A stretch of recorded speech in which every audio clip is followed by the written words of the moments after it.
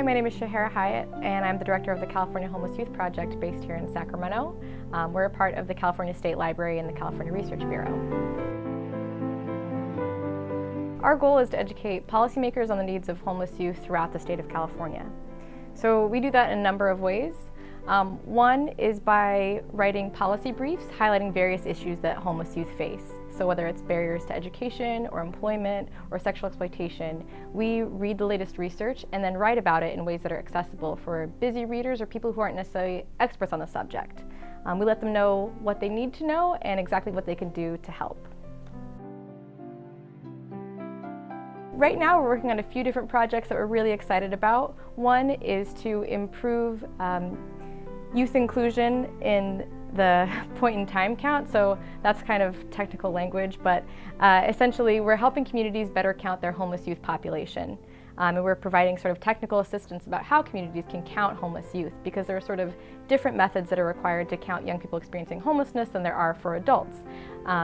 So we are wrapping up our training series on Friday. Research and data on homeless youth is often really lacking, and that's something that's really important in order to make well-informed public policy decisions and funding decisions about programs that serve homeless youth. Based on some research that we did in 2010, we found that 2/3 of California's 58 counties had no programs specifically designed to serve young people experiencing homelessness. One way to talk about the need for programs that serve this population is to talk about the size and scope of the community. So we feel that by better improving the research and data on youth homelessness, we can help to talk about expanding capacity to better serve young people experiencing homelessness throughout the state of California. I think something that folks can know about homeless youth is that they're often fleeing abuse and neglect, or living in extreme poverty, or they're exiting systems that like the child welfare system, the juvenile justice system, or the mental health system that hasn't necessarily served them very well. So a lot of times these young people don't have other options.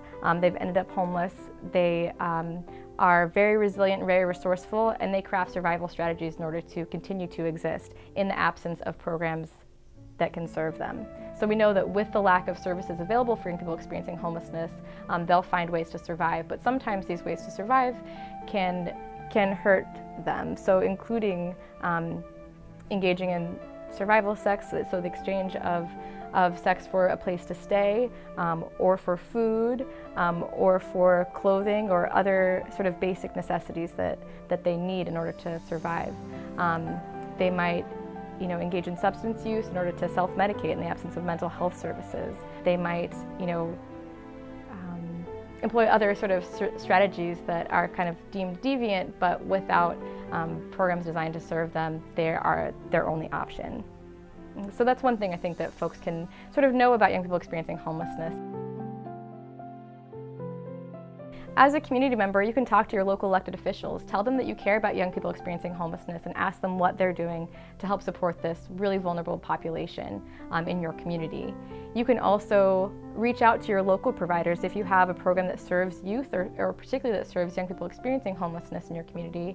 You can ask them what they need. So whether it's volunteering your time, your resources, or being a mentor to a young person who's living unstably housed, there are a lot of things that you can do in your local community to support this population.